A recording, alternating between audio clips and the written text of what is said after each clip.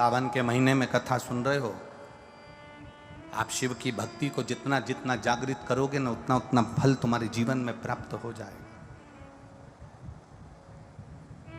बारिश का समय चल रहा है।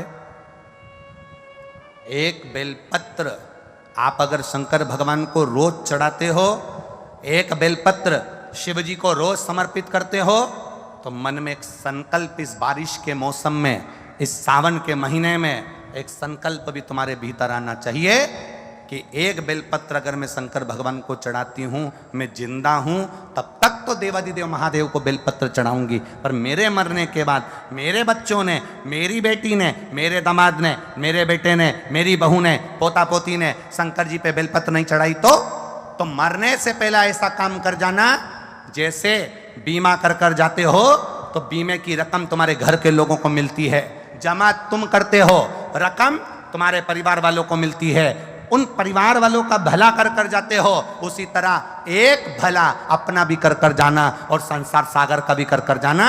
मेरे मरने के बाद बेलपत्र कौन चढ़ाएगा, इसलिए एक बेलपत्र का पेड़ लगा कर जाना, उस पेड़ की बेलपत्र कोई भी तोड़कर महादेव को चढ़ाएगा, फल तुझे ही मिलेगा।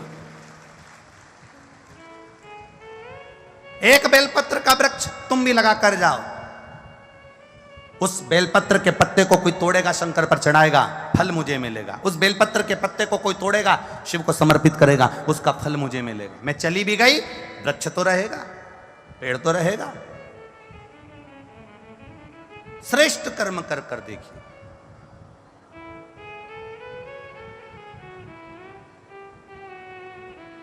और जब श्रेष्ठ कर्म हम करेंगे तो उसका सुख हमको मिलेगा, निश्चित प्राप्त होगा। ये जो पीठिका होती है, इस पीठिका में एक मिनट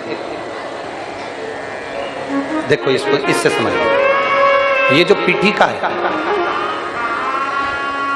ये पीठिका माता पार्वती जी का हस्त कमल, इस पीठिका, ये भगवान शंकर का शिवलिंग हो गया।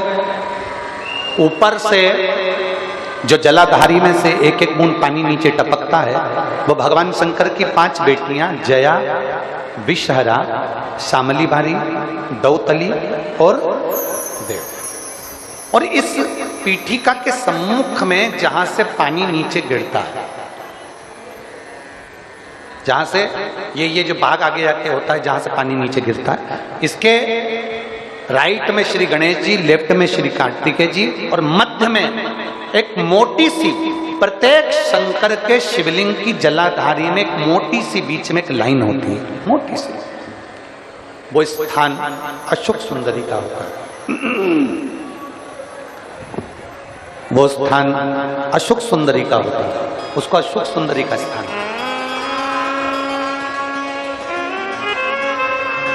जब विशेष बहुत आपको लग रहा है कि ये कार्य होने वाला नहीं है, और विशेष अगर कोई कार्य, और बहुत समय अगर आपके निकल भी गए हो, बहुत समय आपका लग गया और वो कार्य नहीं हो रहा, 5 बेलपत्र अशोक सुंदरी वाली जगह पर जब आप चढ़ाएंगे, तो ये डंडी का जो भाग है, ये डंडी का भाग जहां से पानी बहता है, जहां से जल बहता है, उस स्थान की ओर इस डंडी के भाग को रखेंगे। 5 बेलपत्र, एक बेलपत्र जब डंडी का भाग हमने इधर कर दिया, थोड़ा समझ लें अच्छे से, जैसे ये जलाधारी समझ लो, एक बेलपत्र अपन ने रखी, डंडी का भाग जहां से जल बह रहा है उस ओर है। दूसरी बेलपत्र हमने उठाई और दूसरी बेलपत्र की डंडी को मध्य भाग की पत्ती पर, दूसरे नंबर की पत्ती मध्य बीच वाली पत्ती है उस पर, तीसरी बेलपत्र को फिर बीच वाली पत्ती पर। इस तरह से 5 बेलपत्र हमें देवादिदेव महादेव को समर्पित करना चाहिए।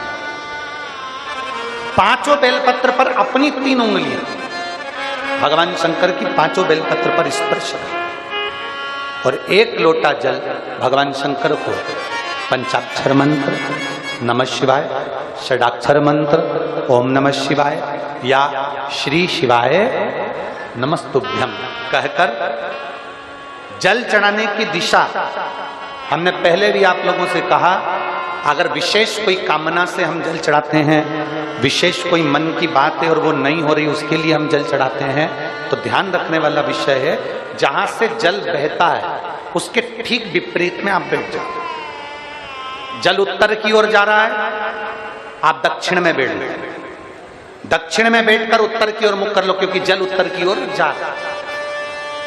इधर जल जा रहा है तो आपका बैठना इधर होना चाहिए, इधर जल जा रहा है तो आपका बैठना हम जहां बैठे ऐसा होना चाहिए, इधर जल जा रहा है तो आप जैसे बैठे हो वैसा होना चाहिए। वहां बैठकर 5 बेलपत्र रखकर उंगली का स्पर्श कर कर पंचाक्षर मंत्र या षडाक्षर मंत्र या श्री शिवाय नमस्तुभ्यम बोलकर फिर जल की धार दोनों हाथ से देवादिदेव महादेव को अपने मन की कामना कर कर अशोक सुंदरी से अपने दिल की बात कहते हुए चढ़ाइए।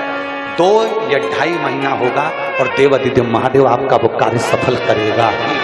शिव को पाने के लिए बहुत कहीं कोई आडंबर, कोई दिखावा नहीं, केवल विश्वास, केवल भरोसा शिव को। पार्वती माता ने भगवान शंकर को पाने के लिए कुछ नहीं करा, केवल शंकर के पार्थिव शिवलिंग का पूजन करा। पार्थिव लिंग बनाना, पार्थिव शिवलिंग बनाकर उसका पूजन करना, आराधना करना सुख देता।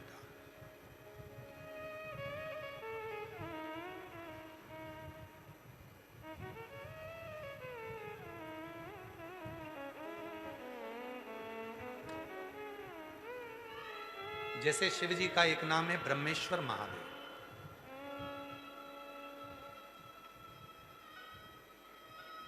ये जो ब्रह्मेश्वर महादेव का जो नाम होता है,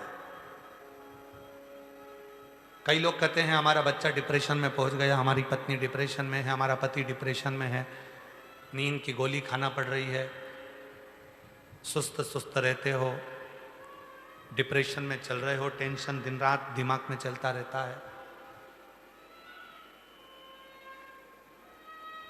उस चिंता को मिटाया कैसे जाए?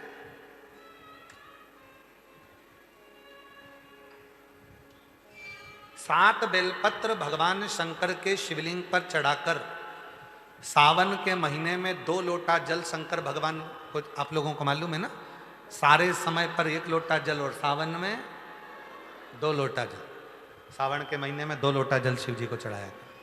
और अगर चिंता ज़्यादा है, टेंशन ज़्यादा है, डिप्रेशन चल रहा है, गोलियों पर गोलियां खाना पड़ रही है, बीपी की गोलियां बार बार खाना पड़ रही है, तो ब्रह्मेश्वर महादेव का नाम लेकर शिव पर 7 बेलपत्र चढ़ाकर, और अगर 7 ना हो तो 5, 5 ना हो तो 3 बेलपत्र शिव को चढ़ाकर दोनों हाथों के लोटे का जल धीरे धीरे शिव जी पर चढ़ाएं, और उसी में से थोड़ा सा जल लेकर जो बहुत टेंशन में हो, डिप्रेशन में हो, चिंता में हो, उसको उस जल का आचमन कराना प्रारंभ करो। 3 से 4 दिन के अंदर वो डिप्रेशन से बाहर निकलेगा, अपने कार्य में रुचि रखेगा और उसको प्रसन्न करेगा। ब्रह्मेश्वर महादेव, बोलो कौन से महादेव? ब्रह्मेश्वर। बोलो ब्रह्मेश्वर महादेव की। पार्थिव शिवलिंग के निर्माण को माता पार्वती जी ने किया और उसका फल मां जगत जननी जगदम्बा अम्बा को प्राप्त हो। पार्थिव पूजन, पार्थिव पूजन कभी भी खाली नहीं जाता, कभी खाली नहीं जाता। पार्थिव पूजन अगर किसी ने करी है तो खाली नहीं जाएगा। आप लोग 11 अगस्त को जो सावन की शिवरात्रि है, उस दिन जब आप शाम को 7 बजे पूजन करें, भले आपकी थाली में पूजन का सामान हो ना हो, केवल पार्थिव शिवलिंग बनाकर बैठ जाओ। जब हम जल चढ़ाएं, आप भी साथ में जल चढ़ाओ। धीरे धीरे बाबा को बस दिया लगाकर बैठ भी गए, कुछ भी नहीं है तो भी बेलपत्र पत्र चढ़ाकर अगर जल चढ़ाओगे साथ में, तो निश्चित है कि पार्थिव पूजन का फल तुमको प्राप्त जरूर है। किसी किसी के यहाँ आज भी सिंदूर नाक से भरा जाता है तो मांग के मध्य तक भरा जाता है। आज भी शिवजी ने जब मांग में सिंदूर दिया, वो सिंदूर नासिका पे आकर गिरा। नासिका।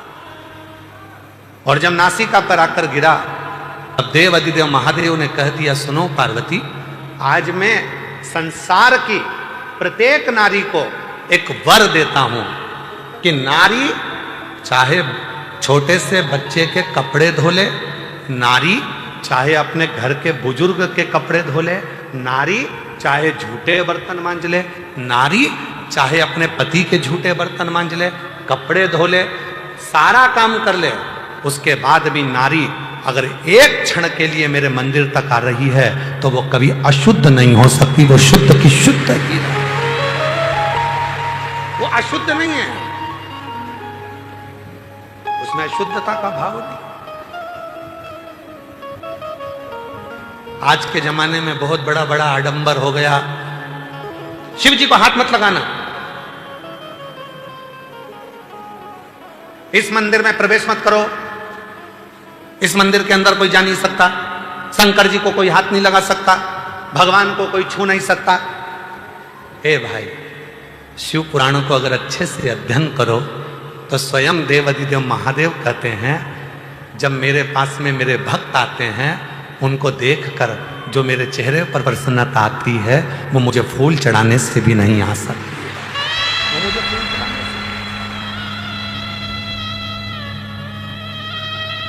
ये तो अब जब मंदिर हो सारे के सारे शंकर जी के मंदिर में भक्तों का जाना चालू हो गया, तो अब लोगों ने थोड़ा सा ये क्रम चालू कर दिया, शाम को भगवान का श्रृंगार हो जाता है, हम जल नहीं चढ़ाने देंगे, शाम को शिव जी को पानी मत चढ़ाना, शाम को शंकर जी को जल मत चढ़ाना। ये अब चालू हुआ। पहले तो मेरा भोला बाबा पेड़ के नीचे बैठा है, ओटले पर बैठा है, दरवाजा भी नहीं है, मंदिर भी नहीं है, खुले आसमान में बैठा है, रात दिन सुबह शाम जब तेरी मर्जी पड़े तब तेरे बाप के पास आ, तब तेरे शिव के पास आ, जब तेरा मन हो। एक पूजन आपको बताई थी, एक उपाय आप लोगों को बताया था, रात्रि के 9 बज के, जम के बोलो 9 बज के 15 मिनट वाला। वो ऐसा शस्त्र है, अब कई लोग उसका विरोध भी करें, सीवर वाले बाबा तो हर कुछ बता देते हैं, रात को 9 बज के 15 मिनट पर शंकर जी को जल चढ़वा रहे हैं। ए भाई, पेट दुखेगा ना तो बच्चा अपने पापा और मम्मी से ही कहेगा, बच्चे को दर्द होगा तो वो अपने माँ बाप से कहेगा, दरवाजा बजाएगा, पापा मम्मा आई, दरवाजा बजा। ये संसार का मनुष्य का बाप देव अधिदेव महादेव है, जब इसको दुख आएगा तो कहां जाएगा, किससे कहे, किसको बोले।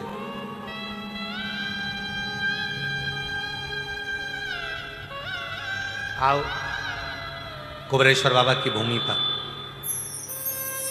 रात को 12 बजे भी आओगे तो शंकर जी को जल चढ़ता मिलेगा। बोलो बोलो, सही है गलत है? 1:30 बजे रात को भी आओगे तो शिव जी को जल चढ़ता मिलेगा। 2 बजे रात को भी आओगे तो शिव जी को जल चढ़ता मिलेगा। 3:30 बजे रात को आओगे तो शिव जी को जल चढ़ता मिलेगा। 6 बजे भी आओगे तो जल चढ़ता मिलेगा। दिन भर जल चढ़ता मिलेगा। 24 घंटे बाप का दरवाजा अपनी औलाद के लिए खुला की खुला है, वो आएगा। कावड़ का नियम क्या होता है? कावड़ का जल किस जगह पर रख दिया जाए लाकर थोड़ा सा, कि जीवन में कभी संपदा की कमी ना हो जिंदगी में। कावड़ का एक नियम होता है कि कावड़ को ये कंधे से ये कंधे पर रखना है तो सिर के ऊपर से कभी नहीं लिया जाता।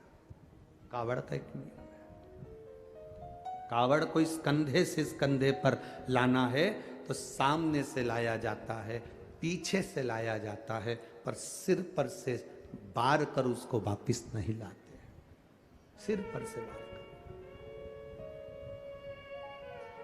कावड़ का एक नियम होता है, जिस नारी का, जिस व्यक्ति की संतान नहीं होती है, उसको कावड़ यात्रा करने से पहले अपनी गोदी में धान चावल को भरना पड़ता है।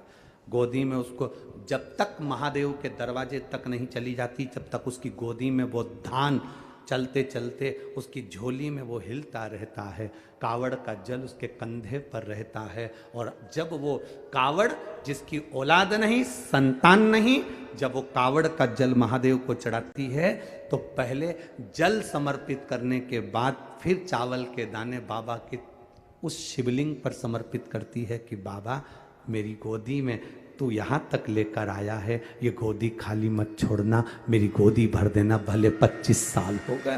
कावड़ यात्रा का नियम है, सिर पे से बार कर वापिस नहीं आती, सम्मुख से कावड़ निकल जाती। लंकाधिपति रावण को सुध पड़ी जब तुमरुका जी ने कहा जाओ लंकेश, अगर तुम चाहते हो कि शंकर के शरीर में गंध पहुंची है उस विष की गंध को समाप्त करना है, तो तुम जाकर महादेव को जल अर्पित करो सावन के महीने में। उसी को हमारे यहां कावड़ कहा गया। अब विश्वास, भरोसा, दृढ़ता शिव के प्रति जागृत कर कर चलते हैं। जब दो चीजों का स्मरण होना चाहिए, एक, अपने घर से निकलते समय दरवाजे के बाहर 2 स्वस्तिक बनाकर अवश्य आए। 2 स्वस्तिक बनाकर अवश्य आए। कावड़ियों का नियम होना चाहिए, घर से जब निकलें 2 स्वस्तिक दरवाजे पर बनाकर आना चाहिए। जिस समय आप कावड़ का जल चढ़ाकर वापिस घर की ओर जाएं तो वो 2 स्वस्तिक जो तुमने बनाए हैं उस पर कावड़ का जल छींटना अवश्य चाहिए। उस घर से लक्ष्मी कभी समाप्त नहीं होती, उसमें भरी रहती है। कावड़ियों का स्मरण में आना चाहिए। जब जल भरने जाओ तुम्हारे दरवाजे पर स्वस्तिक बना होना चाहिए।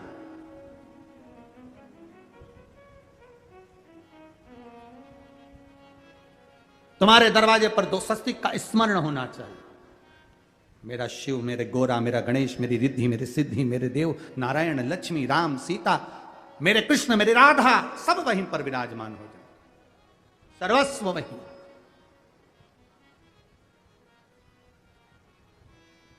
कावड़ियों को स्मरण होना चाहिए। और कावड़ियों को इस बात का भी स्मरण रखना चाहिए कि अपनी कावड़ यात्रा, जैसे सीहोर में तो 10-11 किलोमीटर की है, सीहोर सीवन नदी से जल भरा और 11 किलोमीटर दूर बाबा कुबेर भंडारी को चढ़ाया।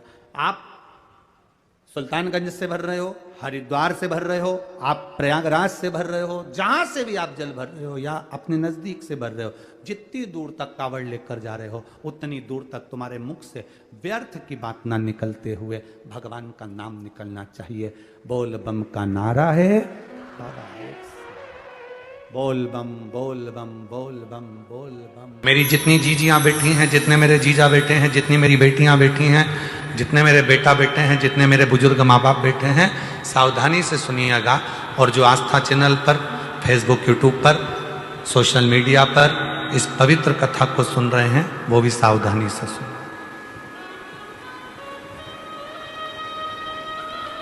2 समय का किया गया भजन हमें नरक में नहीं पड़ने देता। एक, जिस समय पर अपने कुल में किसी को बच्चा हो रहा हो, बच्चा जन्म ले ले और उसकी नाल कटे, उस नाल कटने के समय पर जो भजन किया जाता है, नाल कटने के पहले, बच्चा जन्म लिया, नाल कटने के पहले जो भगवान का एक बार भी अगर नाम ले लिया तो समझ लेना कि जिंदगी में दूसरा जन्म नहीं हो सकता। भगवान का भजन। दूसरा, शिव महापुराण की कथा दूसरा समय देती है जो मां जगत जननी जगदम्बा पार्वती जी ने बताया। जिस समय पर संसार का मनुष्य अपने घर से जल लेकर, जैसे मां पार्वती जी नदी से जल भरकर, सरोवर से जल भरकर, बावड़ी से जल भरकर पार्थिव शिवलिंग का पूजन करने के लिए जाती थीं, जिस समय पर संसार का मनुष्य अपने घर से जल भरकर शंकर के मंदिर तक जाता है, जितनी देर उसके हाथ में कलश रखा रहता है पानी का, उतनी देर अगर उसके मुख से 2 बार भी शिव का नाम निकल जाता है तो फिर संसार में उसका जन्म नहीं होता, वो शिव का।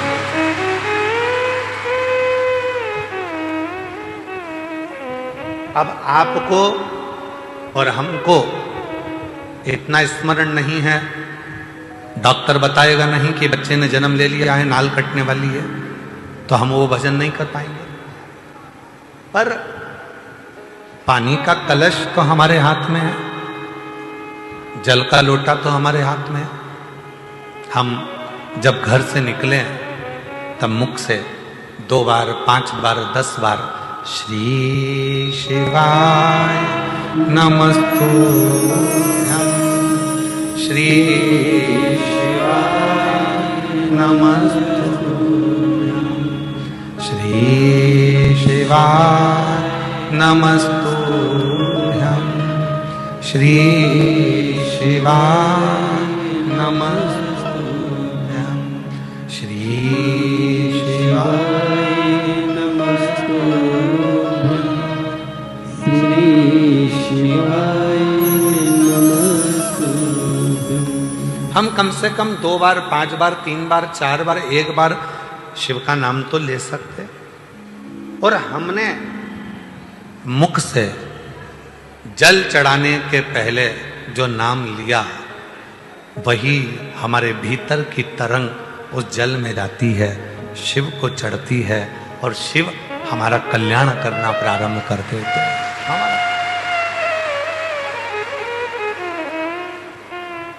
कितना सुंदर कहा है। शिव महापुराण के अंतर्गत वेद व्यास जी कहते हैं, जब जल चढ़ाने के लिए शिव के मंदिर जाओ, घर का पूरा काम कर लो, बच्चों को स्कूल भेज दो, पति का टिफिन बना दो, बुजुर्ग माँ बाप की सेवा कर लो, बुजुर्ग माता पिता को दवाई देना है तो दवाई दो, भोजन देना है तो भोजन दो, पूरा घर का काम निपटा लो, झाड़ू पोछा भी लगा लो, बर्तन भी मांज लो। और जिस समय 24 घंटे में से भी अगर 1 मिनट तुम्हें दिखे कि ये मेरा 1-1.5 मिनट खाली है, उस समय पर 1 लोटा जल भरो और शंकर के पास पहुंच।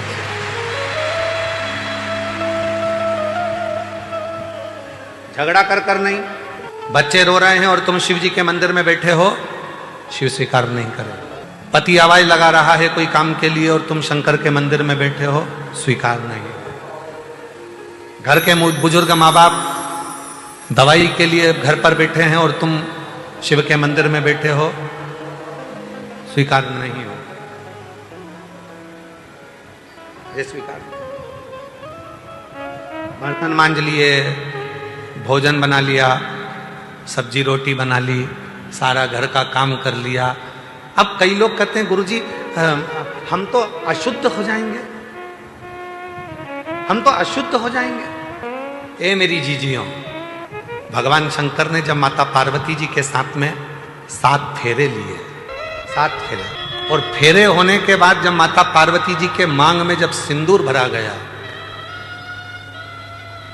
वो सिंदूर जब मांग में भरा जा रहा था, वो सिंदूर नासिका पे आकर गिर रहा था। किसी किसी के यहां आज भी सिंदूर नाक से भरा जाता है तो मांग के मध्य तक भरा जाता है, आज भी। शिवजी ने जब मांग में सिंदूर दिया, वो सिंदूर नासिका पे आकर गिरा, नासिका। और जब नासिका पर आकर गिरा, अब देव अधिदेव महादेव ने कह दिया, सुनो पार्वती, आज मैं संसार की प्रत्येक नारी को एक वर देता हूं कि नारी चाहे छोटे से बच्चे के कपड़े धो ले, नारी चाहे अपने घर के बुजुर्ग के कपड़े धो ले, नारी चाहे झूठे बर्तन मांज ले, नारी चाहे अपने पति के झूठे बर्तन मांज ले, कपड़े धो ले, सारा काम कर ले, उसके बाद भी नारी अगर 1 क्षण के लिए मेरे मंदिर तक आ रही है तो वो कभी अशुद्ध नहीं हो सकती, वो शुद्ध की शुद्ध ही